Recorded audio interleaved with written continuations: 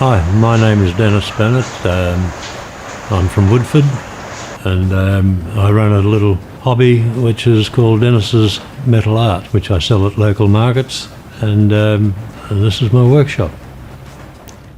I used to be into concrete, artistry in concrete, and that became too heavy, and so I wanted something a little more easier to work with.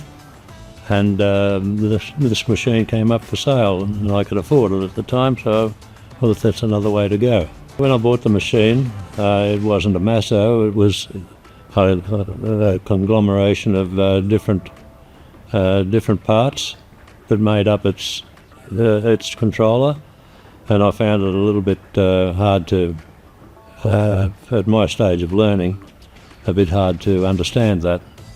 And then I met fellow from MASSO, and I tried that one, and I finished up buying it. I haven't looked back since.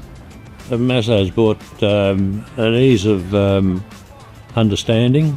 The controlling is quite simple compared to the one I had before. With my experience, I needed all the help I could get, and they supplied that.